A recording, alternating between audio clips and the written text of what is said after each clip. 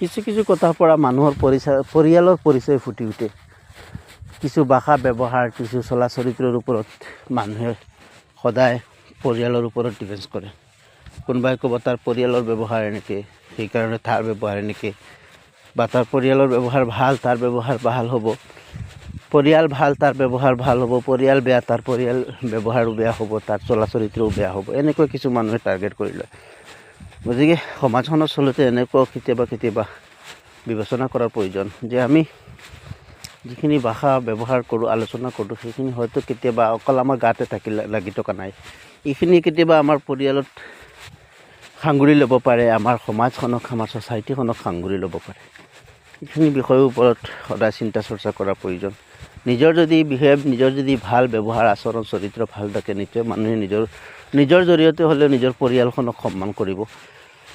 আৰু যদি চলা চৰিত্ৰ আচৰণ বেয়া থাকে, তেনেহ'লে তোমাৰ জৰিয়তে তোমাৰ পৰিয়ালখনকো মানুহে অসন্মান কৰিব, অপমান কৰিব।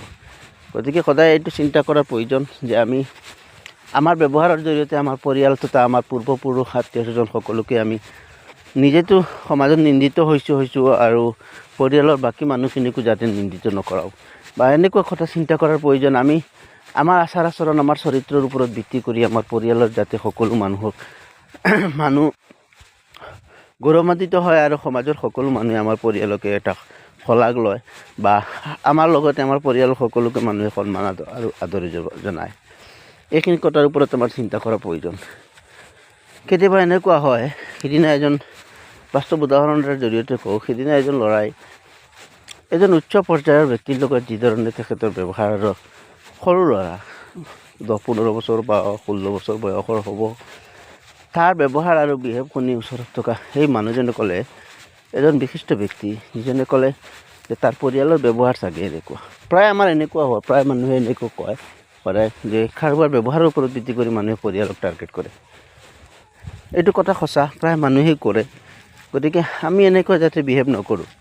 ল'ৰাটোৱে মানুহজনক এনেকুৱা মিছবিহেভ কৰাৰ কাৰণে তেখেতে উঠি ক'লে নিশ্চয় তাৰ পৰিয়ালটো বেয়া, পৰিয়ালৰ পৰা এইটো আদৰ্শমূলক শিক্ষা গ্ৰহণ কৰা নাই, সেইকাৰণে সি আজি এনেধৰণৰ ব্যৱহাৰ মাৰি আছে, এনেধৰণৰ চলা চৰিত্ৰ কৰি আছে।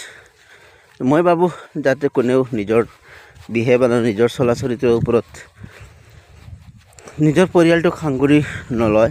সদায় নিজে এনেকুৱা ভাল কৰোঁ যিটো ভালৰ কাৰণে পৰিয়ালটো সুনাম হয়। নিজৰ আত্মীয় স্বজন, জন্মদাতা পিতৃ মাতৃ গালি খাব নালাগে। এনেকুৱা নিজে কিছু ভুল কৰোঁ, যিবিলাক ভুলৰ কাৰণে আমাৰ পূৰ্বপুৰুষসকলে গালি খাব লাগে। যাতে এইবিলাক ভুলৰ পৰা আমি আঁতৰি থকা উত্তম।